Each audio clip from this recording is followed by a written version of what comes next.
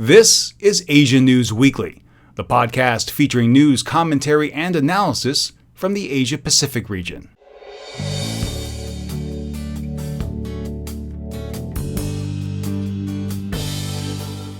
South Korea and Japan mark the 50th anniversary of normalized relations this week.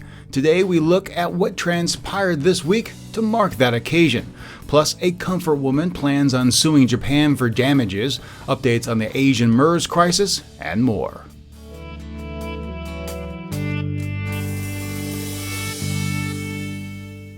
Hello everyone, great to have you with me here today. My name, of course, is Steve Miller, your host on this Friday, June 26, 2015. Now, before we get into this week's podcast, one program note. I'm going to take a little bit of a vacation next week, so no new podcast next Friday. That being said, let's get started.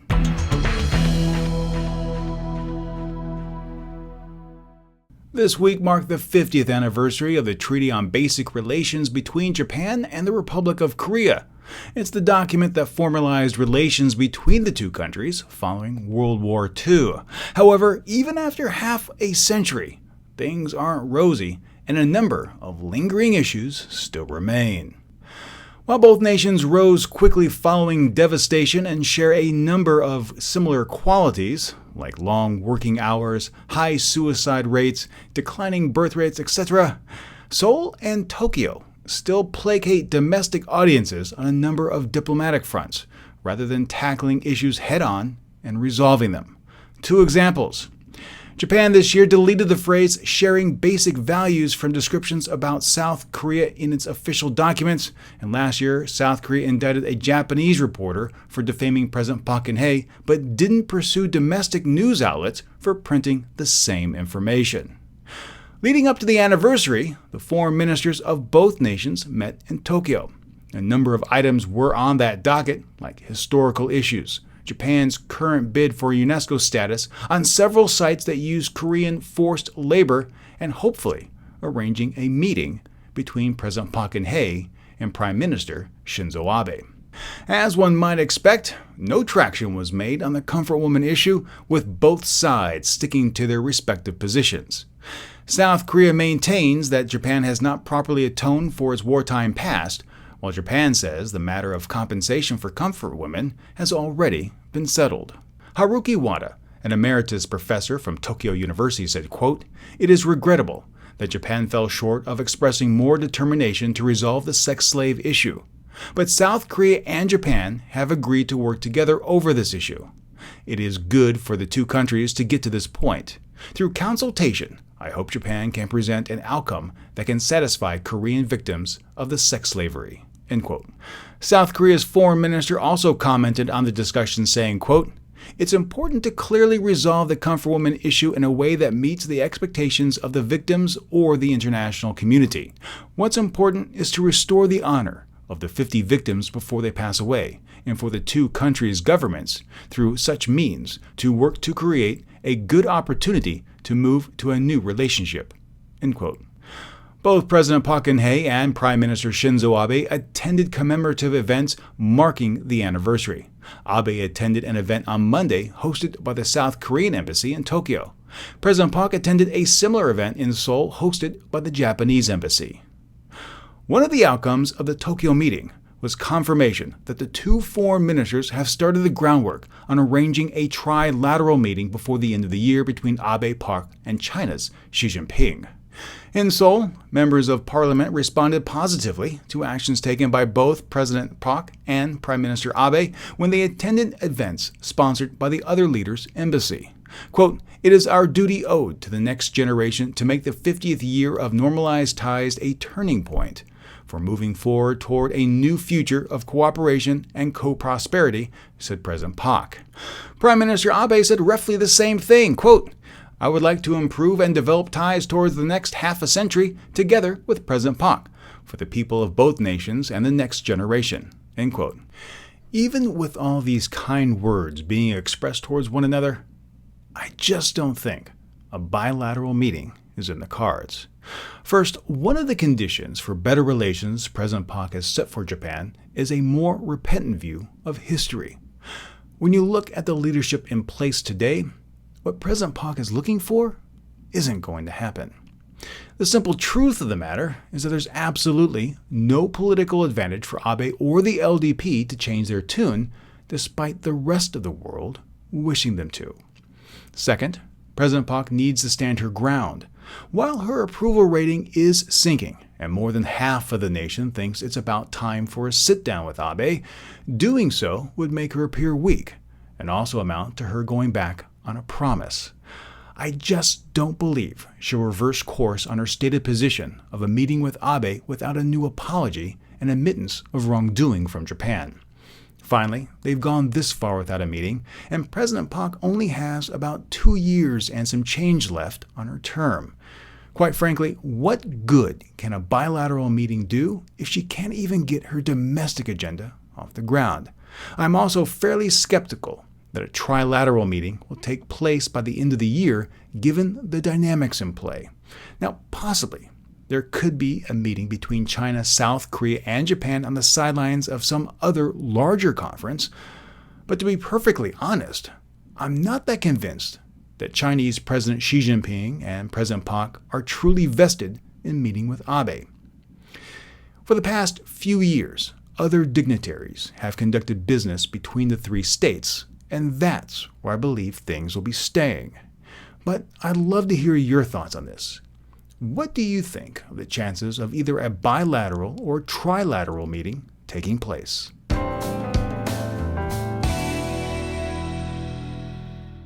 It's no secret that one of the lingering issues that continue to contribute to frayed relations between South Korea and Japan is that surrounding the comfort women, or the sexual slaves Japan used during the Second World War.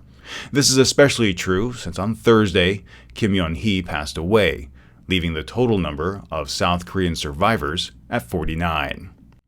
This week, it was also announced that Yoo-hee Nam, an 87-year-old sex slave survivor, plans on leading her peers in a suit against Japanese Prime Minister Shinzo Abe, Emperor Akihito, Japanese media who called the women prostitutes, and Japanese companies accused of war crimes. In addition, they will reportedly seek $20 million in damages, or about $2 million per person. The case is planned to be filed in a San Francisco district court if Japan doesn't show sincere attempts to amend its past wrongdoings by July 1st. The group hopes that this case will confirm that Japan's actions were crimes against humanity. Now, this case does raise a lot of questions, so I reached out to An Shin Kwan, who heads the House of Sharing, where some of the comfort women live and share their stories for future generations. Mr. An also happens to be one of the individuals assisting with the case. Now, originally, Mr. An agreed to answer questions for this podcast via email, but at the recording time, those answers, simply never came. However, Mr. An and Kim Hyung-jin, the legal representative for the comfort women, have released additional information that may help frame their position. The suit is also seeking a new apology from Japan, and the women have set aside July 1st as the deadline for Japan to show sincere intent to make amends. Now, I was curious as to what exactly they were seeking, given that the Kono and Murayama statements specifically apologized to the comfort women. One clue came from Lee Ok-sun. What we are demanding is for the Japanese emperor to kneel before us and apologize before the last of us are dead. Now, for a greater perspective on this case, I'm joined on the phone once more by Jonathan Miller, fellow on East Asia with the EastWest Institute. Jonathan, welcome back to the podcast. Thank you, Steve. Great to be back. And we've talked about this before. During that 1965 agreement, Japan paid a whole bunch of money to South Korea. Japan wanted to pay it directly to the individuals. South Korea stepped in and said, no, we'll take it, then use that money for domestic projects. Now, in the 1965 agreement, there's an arbitration clause that allows people to go back and redress things. But does the treaty really allow this type of lawsuit to take place? Yeah, I think there is a clause in there for arbitration, but I think that the nature of this lawsuit wouldn't really fit in with the spirit of the 1965 treaty. I mean, if you look at I believe it's Article 3 there in the treaty, and one of the clauses in that, it sets out quite clearly that if there's any dispute between the two parties, that be settled primarily through diplomatic channels. So I think what they're trying to say in that is that any disagreements that haven't been settled within the basic treaty should be resolved government to government. And that's kind of the process which is currently underway. And personally, I'm hopeful that something can get done with that. Ideally, before Abe's statement on August 15th, but that's to be determined. But I think if you look at it based on the 1965 treaty, it really presses the issue that any disputes should be settled through the respective diplomatic channels. All right, Jonathan Miller, fellow on East Asia with the EastWest Institute, thank you so much for joining me again. Thanks very much, Steve. I'd love to hear your thoughts about this case. What do you think should happen? Please leave your thoughts in the comments on Facebook or Twitter. Now, there is a whole lot more to this conversation and this story, and you'll be able to find that in the Asian Now podcast located on our website. After I had concluded recording this podcast, I did get an email from the House of Sharing saying that Mr. An couldn't get to those questions because of the death of the comfort woman on Thursday.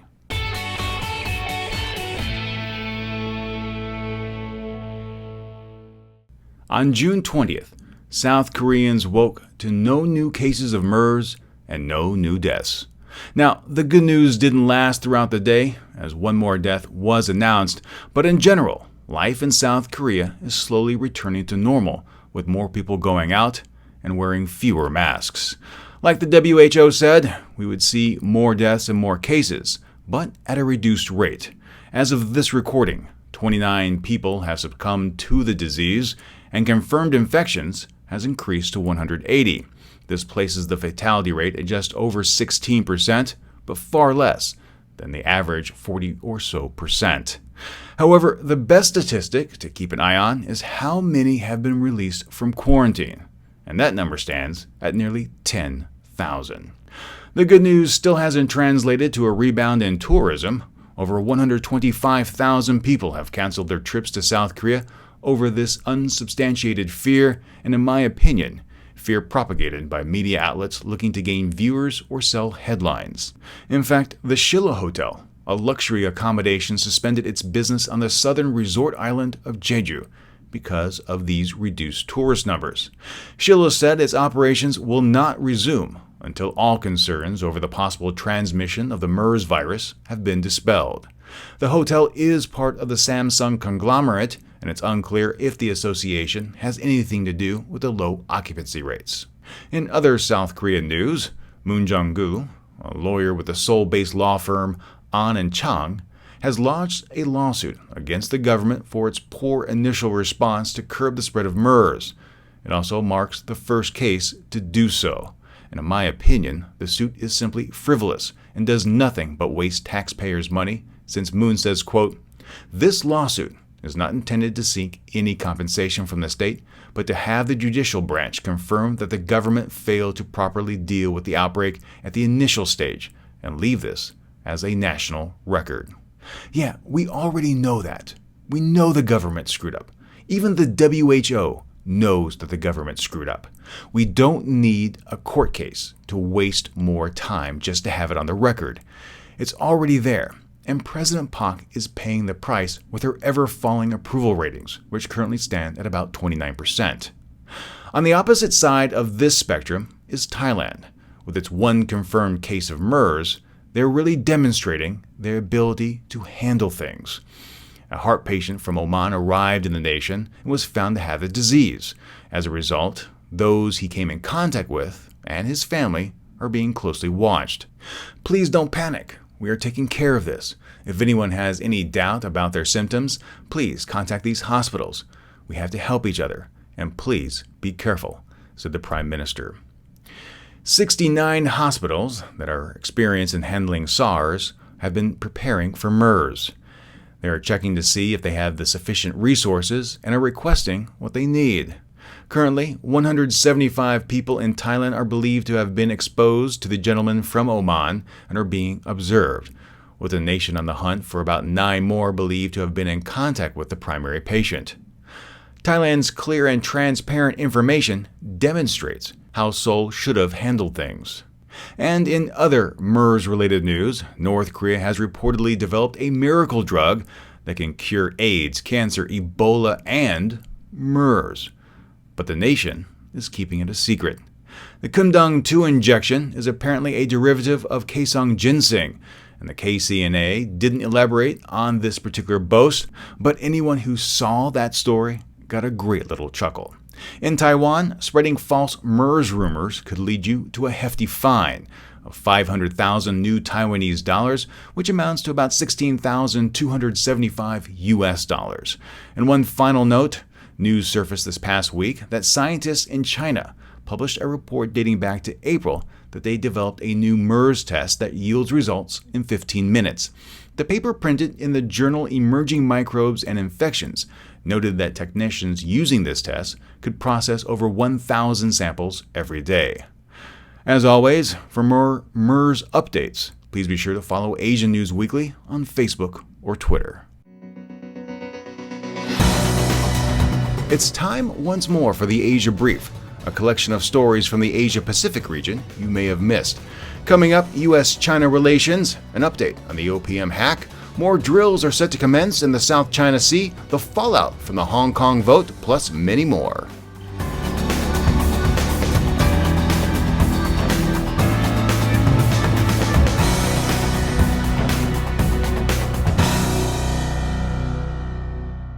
We kick things off on this week ending June 26th with a look at U.S.-China relations.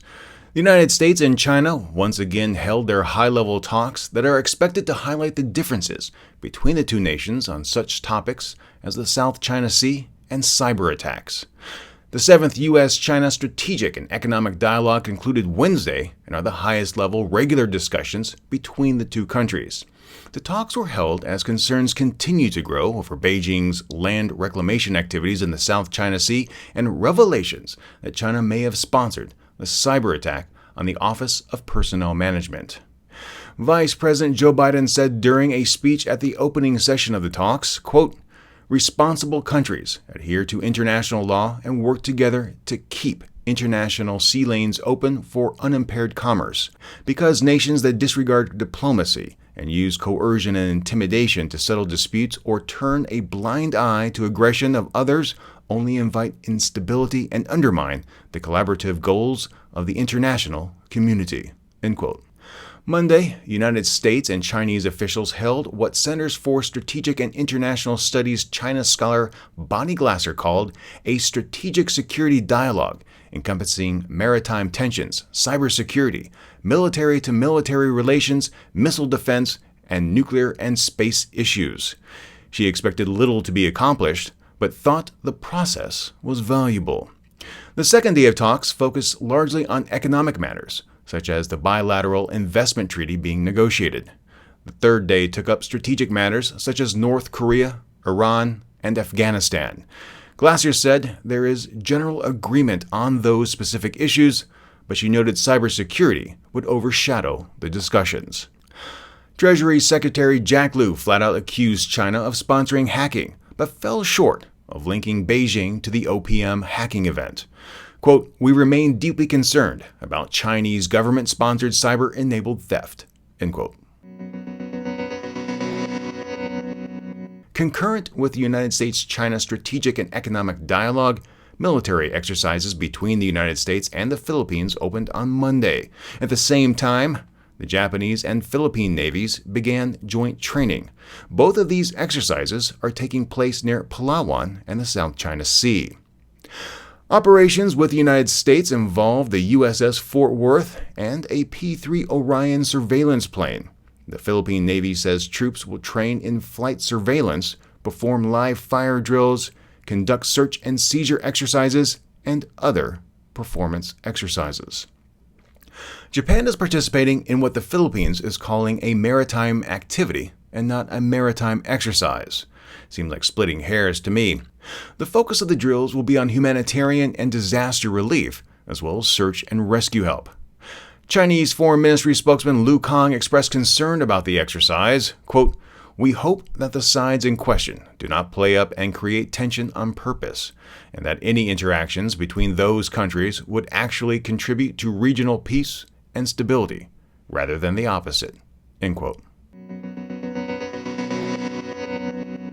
Last week, Pan-Democrats in Hong Kong easily defeated a plan put forward by pro-Beijing legislators that would have allowed for the direct election of the Special Autonomous Region's next chief executive through a process many likened to a fake democracy. Emily Lau, chair of Hong Kong's Democratic Party, said, quote, "Of course, we have to continue with the struggle. This is a sad day for Hong Kong, and many people in Hong Kong are very angry for various reasons. And it is very sad. So the struggle in Hong Kong must continue." Now, if you missed it, you'll be able to hear a conversation with Ms. Lau just before the vote in the Asia Now podcast feed located on asianewsweekly.net. CY Lung, the current chief executive, said it's time to move on and that attention should be placed on economic and livelihood issues. Those with closer ties to Beijing said the Pan-Democrats were selfish and accused them of sabotaging the public's first opportunity to vote on Hong Kong's top position. They say Pan-Democrats refuse to acknowledge that the next leader cannot be someone that might be viewed as having an opposing view to the central leadership. The stalwarts also assert they defeated the measure because they knew they couldn't win the 2017 election.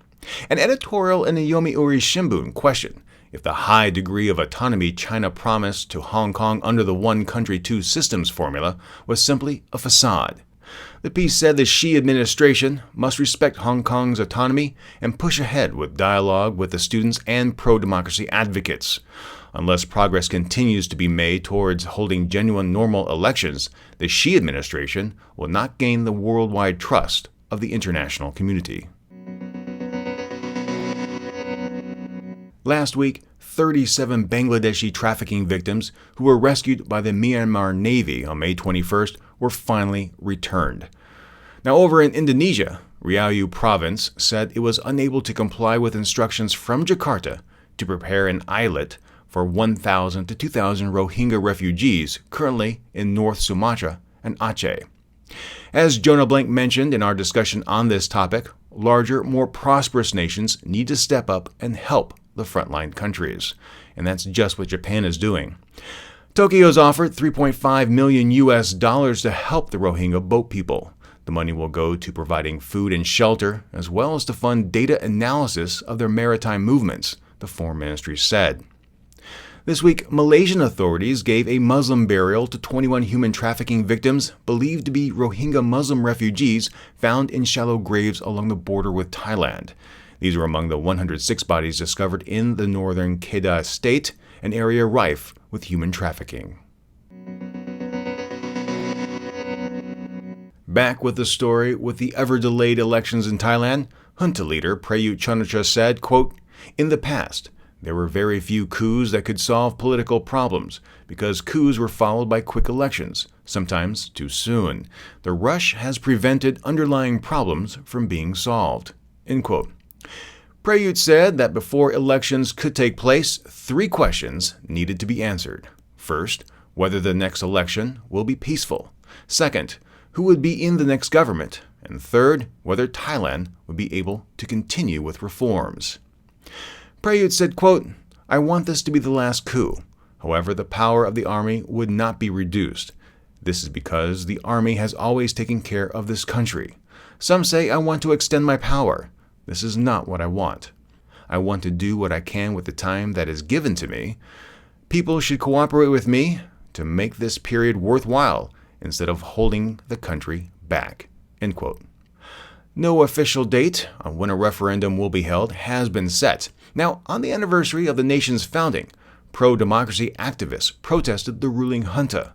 A small group gathered in central Bangkok and laid flowers near a monument that marked the toppling of the kingdom's rule by absolute monarchy 83 years ago.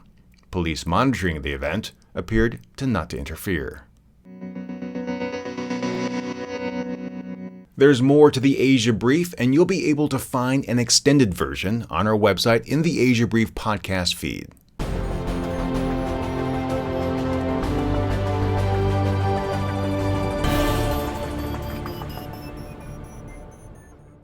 Well, my friends, here we are. The podcast is winding down.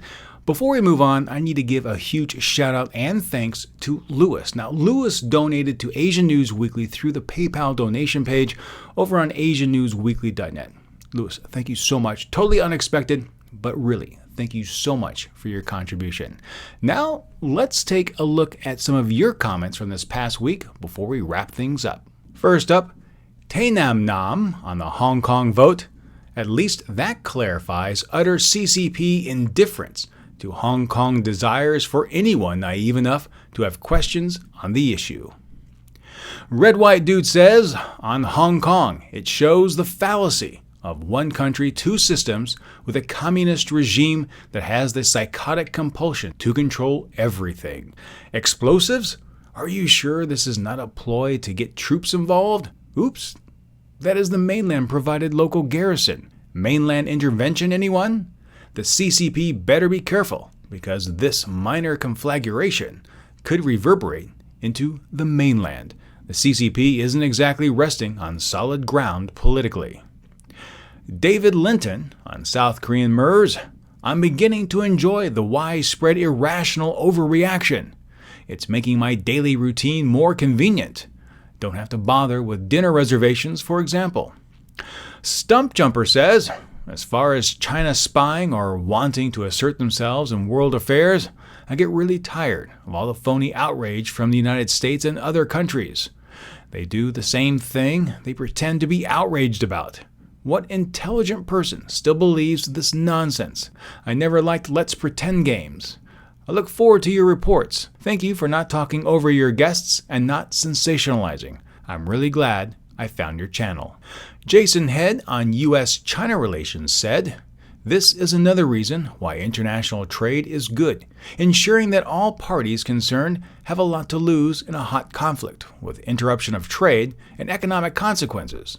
As Churchill put it, to jaw is always better than to war. On whether historical issues should be on the agenda with a possible Abe-Pak meeting, John Lee writes, objectively speaking, no, it should not be on the agenda. It is poison that will soil everything. But the question is whether or not the respective leaders can allow that to happen without having their own respective familial and political baggage tying them down. Artur Lorenzo wrote on Twitter about last week's South China Sea discussion with Scott Harold, good analysis and balanced forecast. And finally, Anthony Murphy wrote on Japan's Article 9, I completely and totally agree, Steve. You said it well. I would caution, though, that Abe seems very hawkish, and I wouldn't put it past his political cadre to spark something that would embroil the United States in a very dangerous and potentially worldwide situation. Still, the reality of something like this happening, while remote, absolutely warrants a change to Article 9. Again, thank you so much for everyone who took the time to leave a comment this past week. I truly do appreciate it. And if you have a thought, if you have a comment, if you have an opinion on one of the stories that I mentioned this week, please leave them in the comments. Connect with me via Facebook or Twitter. If you have an audio or video comment, please send those in as well. I'd love to hear from you.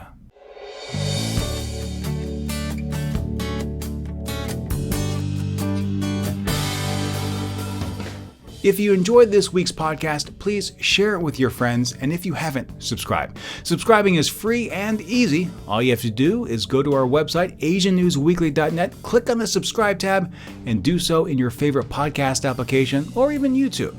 When you do subscribe, the next episode is delivered automatically to you. Now, to keep up with more news from the region, since there's not going to be a podcast next week, make sure you follow Asian News Weekly on Facebook or Twitter. If you do have a question, a comment, or some feedback about the show, I'd love to hear from you. The email address is podcast@asiannewsweekly.net. Well, that's all the time this week, and until next time, remember to be true to yourself and to always be awesome.